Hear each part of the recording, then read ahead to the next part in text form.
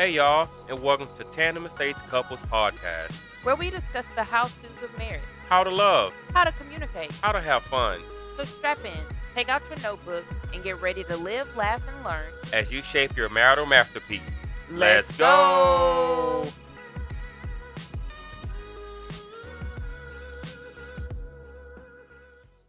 What's going on, everybody? Hey y'all, what's up? Welcome back to another episode of Tandem Estates Couples Podcast. Hey. And today we kind of want to get right into it, man. We want to talk about our love story.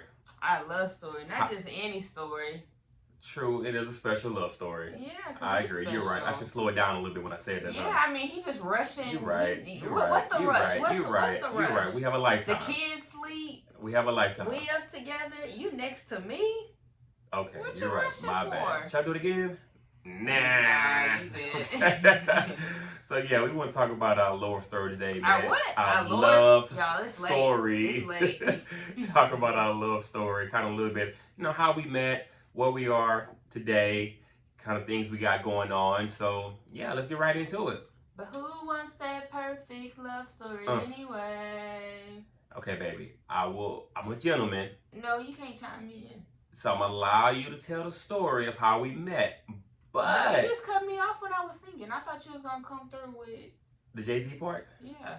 You don't know it, I don't even know it. Y'all, he will sing and sing, but when he don't know something, he just gonna throw some beats out there. You And gonna put me all on? right. You gonna put me on blast on national TV? National TV. Yeah. There you have it. Yeah. We are just speaking into existence. Are we not? We are. Okay. So yeah, but before we get into our love story. Lord story. Y'all. Let's give them a little snapshot of where we are today. Okay. So what? We're 7 years married. 7 years, yes. It'll be 8 next year in June. Okay. Been together for 9 years. Okay. Oh, he's ready to check me. I got this. And we have 2 beautiful kids, 2 beautiful girls. Kaylin 6 and Carly 2. Yep. What we got going on? Let's see. We have a lot. Look, going on. We got the podcast, as you guys can see. The Lord blessed us to make a board game for couples called Tandem Estates Couples Board Game. We have a nonprofit called Tandem Estates Couples Academy, and pretty much all things relationships, right? We're very passionate about relationships. All things relationships. Right. Yeah. So, I keep it short and sweet and simple. I'm not going to. So what you trying to say? Well, I like details, y'all. So. Okay. Well, let's see how those details work. Well, tell everyone how we met. All right. Let me tell the people. Hopefully, I can stay quiet the whole time. And I highly doubt it. Okay. But I'll just take y'all back to 2013, just to give y'all a little glimpse of where I was. Why gotta be all about you? Because okay, you're right. My bad. Go ahead. Sorry. Y'all, I just let him talk, and I didn't interrupt or anything. Go ahead. You're right. Needless to say, 2013, I was previously married, and so I had been divorced for about 3 years. And I just remember, talking to my mom on a Friday, and she was telling me that she was volunteering at this event, and she asked my sister and I have an older sister. She asked my sister and I if we wanted to volunteer at this event with her because they needed some more volunteers. So we were both like, yeah, that's fine, we'll do it. And she was like, all right. She's like, I'm gonna have to pick y'all up at about 6:45. And so at the time, I'm usually like an early person, like an early riser or whatever. And I was like, okay, that's not a problem. And I can't remember what I did that Friday. You remember, girl. You remember. Having date night with Jesus. Okay. But I can't remember what I did, but I just woke up that Saturday morning and I was so tired. I can't remember if I hung out with one of my friends. I can't remember. But I woke up that Saturday morning. Whoa. So you knew you had to be somewhere at 6:45 in the morning, and you decided to have a late night Friday night. Yeah, I can't remember what it was. It wasn't like super late. I'm not really like a night owl like that. So yeah, I didn't stay up. Jesus. That's why he got up early and went to the mountaintop. So he was asleep. So how you was with Jesus Friday night? I was. Okay. I can't with you. Carry on. I can't. So needless to say, I woke up, I was super tired, and I started to cancel, and I was like, no, I'm not going to do that. So I was like, I'll just suck it up. So I go to this event, and it was like finding our lost kings and queens or something like that. And I'm at the sign-in table, so my sister and I are signing everybody in, so we're like checking off, everybody's names and all of that. And I see this tall, handsome guy, come in and sign in, and I was like, oh, he's nice looking. Of course, I'm single, and so I was like, oh, he's nice looking or whatever. And he just goes on about his business. So fast forward, not only was I working the sign-in table, I was also working the table where the merchandise table, right? So hold on. Did you volunteer for these positions, or were you placed there? No, I was placed there. Okay, because they job. Just said, y'all are some responsible people. Just call it on me. I don't mind y'all taking care of the money and all of that. Okay. So needless to say, Chris comes up to the merchandise table, the same sign-in table really, and he buys a shirt, right? And at the time, I charged him the wrong price for the shirt. Y'all, I undercharged him. And it wasn't because of his good looks. I clearly you distracted. Maybe I was. I mean, you gotta focus. See, maybe I was. There's a time to play and a time for business. Hey, well, I maybe I got distracted, or maybe they had told me the wrong price originally. But needless to say, so Chris buys a shirt. I would say for like $15, right? The shirt was really like $35. I thought that was normal price, but go ahead. Lord. So when I realized that I had undercharged him, I was like, oh my goodness, I charged that guy $15. I was like, man, it's not gonna come out of my pocket.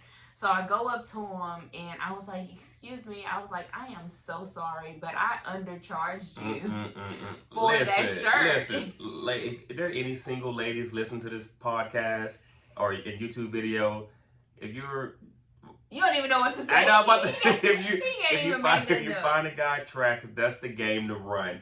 Undercharge him. Go get his credit card so he can get a nice glimpse at you, and she can return to the table. That's game 101. Really, man. I should have known that from the get go. Hey, running game. Man, I was telling doing the Lord's work. I didn't have time to be running no game. Babe, was anybody else undercharged? You know what? I plead You know what? Go ahead. Carry on. But needless to say, so I go and I ask him, and he cracks some joke, some corny joke probably. But needless to say, he cracked a joke, and he was like, "Sure, you can have my debit card," and he was like, "That's fine" or whatever. So I was like, "Oh man, okay, good." And the event is almost over, so I get up, I go to use the restroom, and when I come out, there was like almost like a lobby. I think the area was more like a lobby or whatever, and I see Chris standing up on the phone. Mind you, there's nobody else out there, and so he's standing on the phone, and he was like, excuse me, miss, what's your name? So now you know a song. Can I take you out tonight? Go ahead. He definitely didn't come with that, because if he would have, I would have been like, okay, this guy's super corny, and you gonna sit there in front on TV like that? Go ahead. So needless to say, he stops me, and he was like, excuse me, what's your name? Can I have your number? And so in the midst of me giving him my number, when I gave him my area code, he was like, oh, you from Galveston? Yeah, he asked if I was from Galveston, and so, I told him no, but I was from, close by or whatever. So originally I was like, oh no, I don't know, it's too close for comfort, and I started not to give him my number, and I almost, yeah, I just felt like it was too close for comfort. I'm like, oh, you right down, you're not too far from me, so I really am just the type of person that don't really like a lot of people in my business. But I gave him my number anyway, and the event is over, and he gives me a call. Right. You want to pick up, or you want me to keep going? I mean, I guess I'll let that story slide. That was about 78.2% correct. 78.2, y'all. Yeah, I'll let that slide. But yeah. So I gave her a call, man. Kind of set the tone, set some things straight. Like Richae, I was previously married as well, and I was actually, kind of going through the divorce when we left at the meeting. And so we just kind of cleared the air, got some things kind of understood from the get-go. And long story short, she was like, "Look, you got to get your stuff together before you kind of step to me." And in my mind, I'm like, "Look, I'm not looking for nothing serious. I just want a friend to talk to." A friend. Yeah. You was looking at me as a friend. How are you gonna just look at somebody and feel like somebody is attractive and be like, "Oh, I just want them to be my friend"? Absolutely. I've never. One-on-one.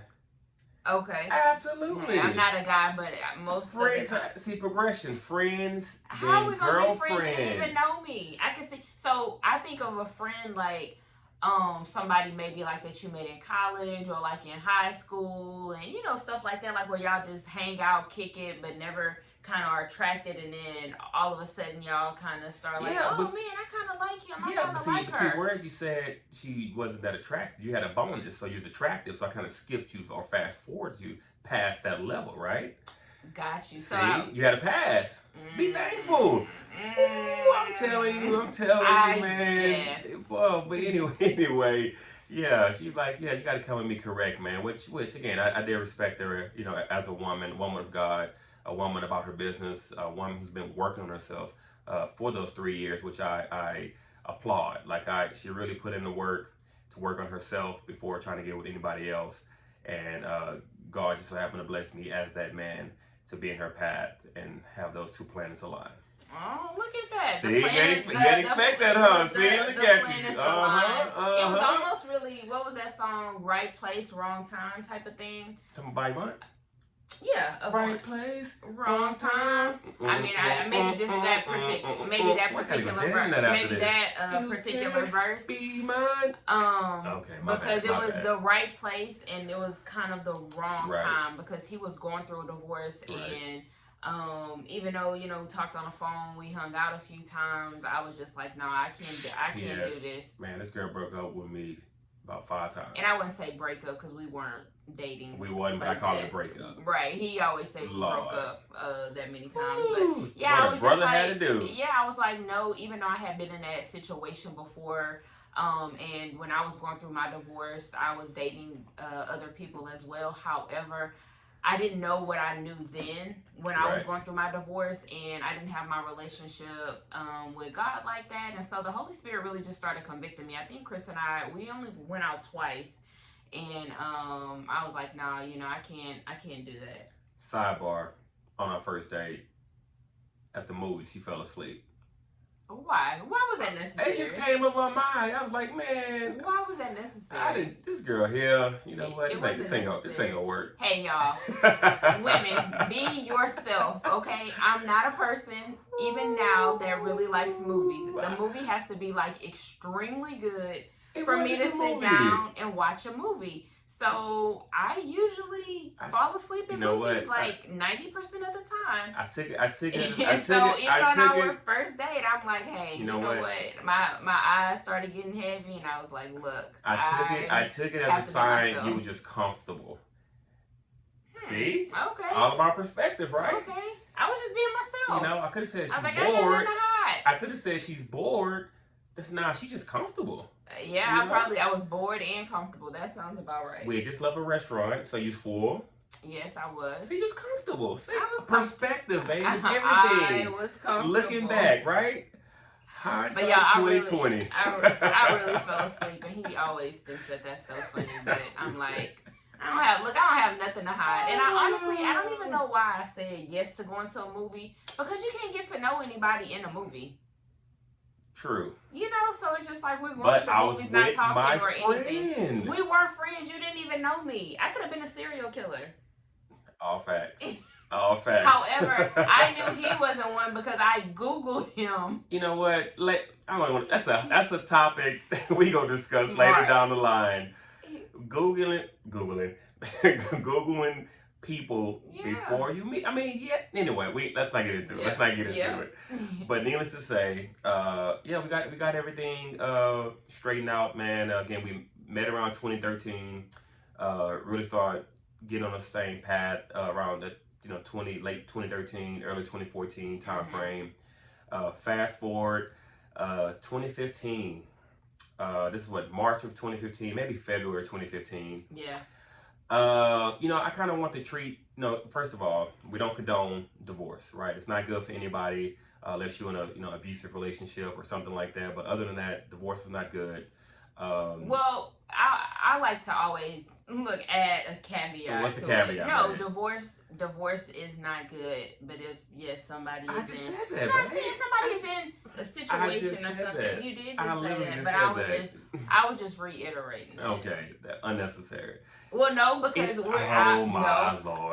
We're listening to and reading Marriage Be Hard, and they have a whole thing about divorce. You ain't even got a fourth of the book yet. Divorce being an option, but you choose not to go down that path. Okay. Anyway. So it's a choice not it's to get painful, divorced. it's hurtful, it people is. involved, it can be costly. So we don't condone it for sure. Stating that both of us has been through a divorce before. So needless to say, with that mindset, I'm like, look, man, I do want to be married again, but this is it. Like, I'm not doing this for play. I'm not doing it just to go down this path or for the lights or anything like that. So with that in mind, I kind of want to take a different approach. I don't want to do no big grand proposal or anything like that. So the first attempt, I was going to Yeah, he said he don't want to do nothing grand. I mean, and this is not grand in my. This Chris is not grand in my mind. How to do anything on a small scale. This is not grand in my mind. So y'all listen to this and see if this I'm gonna keep it light. I was just gonna fly her out to Vegas, but I was gonna have her parents there first and her sister, and fly her out to Vegas, on a surprise trip. Just have a good time in Vegas, and then propose that day, and then if she says yes, well, she would have said yes. Go to get married at a chapel that night in Vegas and call it a day. And I'm explaining this to her dad, and he was like, "Look here, Chris. I like you, and I respect what you're doing, but this one here, she ain't gonna fold under pressure." I said, "What you mean?" I said, "She may say no if she's not ready."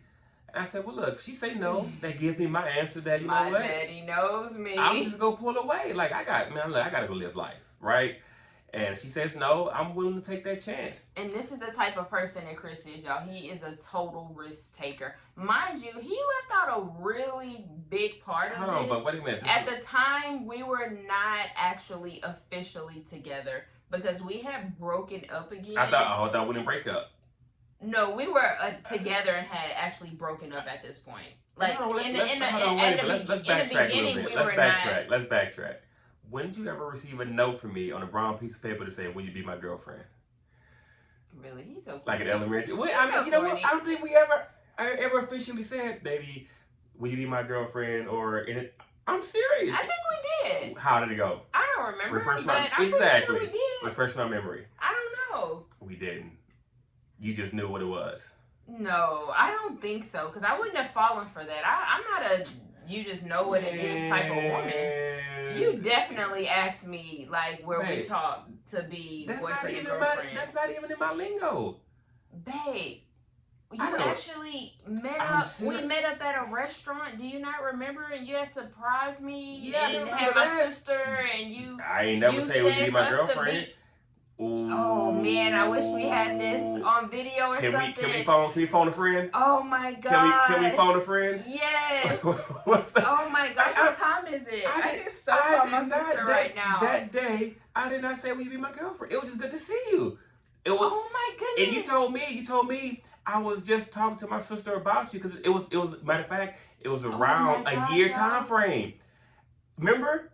We haven't seen each other for a couple of months and we met up. Around the June anniversary. Yeah, it was like well, not our anniversary. What our anniversary is now, but yeah.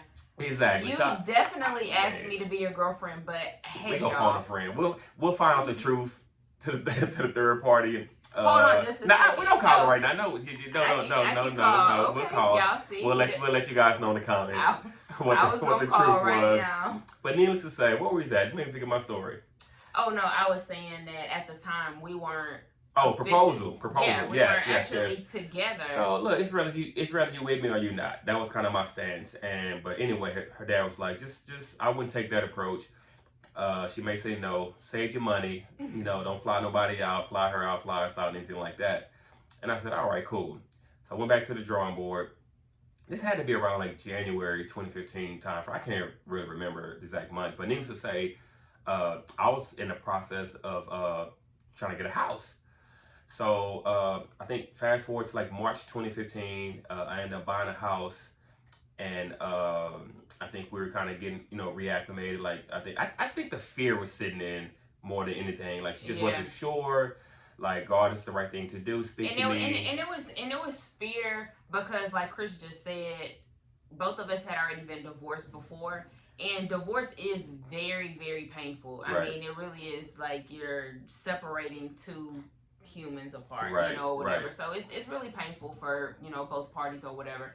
And I just didn't want to have to. I didn't want to do that again. Like I didn't want to have to do that again. Right. And So needless to say, babe, you just cut me off. You can't be doing that. Okay, go ahead. Go ahead. Go ahead. I thought you was done. He tried to speed stuff Done. up. Hey, Go ahead. he tried to show me that my computer fell asleep, but it's okay. He's gonna continue recording. Go ahead. But needless to say, I just didn't want that. So fast forward to we are in March, and I take a trip with my cousin to Greece, and because that was a pivotal moment.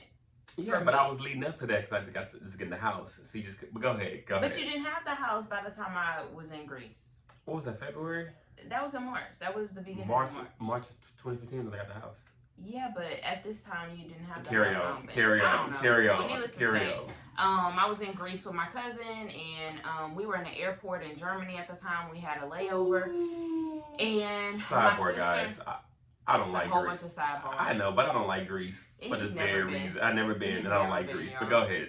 Tell them why. So, needless to say, my sister sends me a text message, and I'm in the airport, and she was like, "Hey, Chris is in the hospital." And I was like, "Oh man!" I was like, "What happened?" Shaking my head. And so she was like, "He had been trying to contact you, but it didn't go through." And not come to find out, but Chris had an Android. And my iMessages, I was only able to get my iMessages on Wi-Fi in the airport. I'm not joking. I'm so done. Yeah, I'm not. Clearly, I had to have a near-death experience to get through to her that I'm the one. That's what that boils down to, right? Pretty much, and that's how hard-headed I am. So God was like, "Man, I'm sorry, Chris. I'm gonna have to go put you in the hospital." Where is this girl? You know what? I said, I'm done. I gotta go. Yeah, and then just mind you, my phone is on airplane mode because I've been flying for hours, so I wasn't getting anything. He's trying to call me and all of this, but I didn't receive anything until my sister sends me that text message. Hey, when we first met, I told her get off Cricket, but she didn't want to listen. Off Cricket? Yeah, you got a Cricket phone. A Cricket. Oh, whatever. I did not have no Cricket phone. But yeah, go ahead. But so I called Chris and start talking to him, and I was gone for like 10 days, and just throughout that whole time, it really just hit me like, man, I don't want to be without him. Like I don't want to be without him. I don't want to lose him. And whenever I got back, I was like, hey, I am ready. Right. So fast forward, when she gets back, we kind of rekindle, re-talk, and I let her know what's going on, and she let me know what's going on with her. But in the whole time, I'm planning. Again, I want to get a house for her, surprise her, and things like that. Kind of continuation of the proposal I had initially. And so I get the house, I pick her up. And I told her we had to go to a friend's event. But I got to stop by one of my friend's house before we go there. So we all, kind of semi-dressed up, looking nice. We stop at this house, and we go in, and she's like, it's empty. Who else is this? And I was like, it's our house. Right. And I'm like, it really was. It was, no furniture was moved in. It was, brand new, and this is our house. And that's so Chris. Like, for people who know him, it's just so him. Like, he's such a planner, and he's my man. Look, he's my man. So needless to say, we sat down. We had Wendy's. Yep. Shout out to Wendy's. Yep. Keep it simple. And say, look, man, I propose to her right then and there. Pull out the ring and say, would you be my wife? Now, I did say, will you be my wife? You did, but let's circle back to that girlfriend. We're gonna phone. We'll call my sister because she was definitely. Yeah, she knew what it was. Yeah, whatever. But needless to say, she said yes, and that's kind of how that proposal went. You know, very short and sweet and simple and to the point. And I'm a very short and sweet and simple type of person, so I don't like a lot of elaborate things. I just don't. So why did you finally say yes? Because I think I just kind of said it whenever I was in Germany. I just realized that I didn't want to live.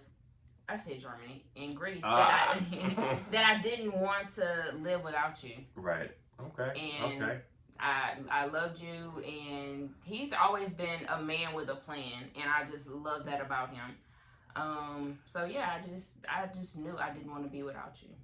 Yeah. Truth be told, she would have said no. I think that Wendy salad would have went back. Well, why did you ask me? What made you know that I was the one for you? Man, strange enough, like I said, just coming off a previous divorce, I just kind of wanted to just chill, relax, and just kind of be single for a while, man. But as God is my witness, he really put it in my spirit, you know, like, wow, this is it. Like, this is it for real. This is it. And it just kept coming back up when I tried to distance myself from you. It just kept, like, you know, kind of like when you get pulled away, but you come back to being centered, right? Mm-hmm. Kind of like the Holy Spirit almost, right? It's just like, no, this is it, man. Don't mess this up. And I was like, all right. But what was it about me? Well, one, like I said, it was your spirit. You did the work, and I think it was my big thing was I needed those qualities of a best friend, like someone who I could really talk to about anything, go anywhere, even if it's in the wrong setting initially. You know, you're not gonna harp on it. You're not gonna try to, you know, badger me about it. You'll let the Holy Spirit do its thing and kind of work on me. Like one of my first dates, you know, we went to a restaurant, a sports bar, and watched a basketball game during the playoffs. And granted, that surrounding probably wasn't the best place to be, but it was the closest place to be, right? So I was like, hey, man, we got to go here and watch the game. Do you want to come? And she's like, well, okay, I'll come. I don't think she'd ever been there, but she came, had a good time. Again, you know, maybe some months later, she was like, I don't think you may want to go back to that place. I was like, okay, you know, but again, she wasn't beating me over the head, you know, and I love that. And it was really that best friend approach, like, kind of let the Holy Spirit do his thing on you while we collectively move towards the, you know, the mark of the higher calling. But you're saying best friends, and we look. Shout out to our best friend episode that we have. True. All facts. And y'all all see facts. if we best friends. All facts. all facts. So yeah, I mean that's kind of our story in a nutshell. Yeah, that's it. Yeah, I think so. I think we did it. Yeah. Y'all got the truth. Yeah, so let us know what you guys think in the comments. And let us know anything special in your love story. Absolutely. Because everybody's love story is different. And the whole thing is, it's imperfect. Right. We don't have, like, you hear all of these goals and, oh, y'all was so cute and goals and stuff. It's like, child, we ain't nobody's goal. Look, hold on, wait a minute. We are relationship goals. No, I'm not nobody's relationship goal, because if you want me to be your relationship goal, that means you have to go through a divorce, go through hitting your head a whole bunch of times. It's a whole bunch of stuff that goes through, you know, in order to have these relationship goals. All facts. So I don't, it's imperfect, but it's our love story. Absolutely. And I know that's everybody. I wouldn't have it no other way, babe. Yeah, I wouldn't either. Well, as always, 3 strands, 2 hearts, 1 legacy. All right. Let's go.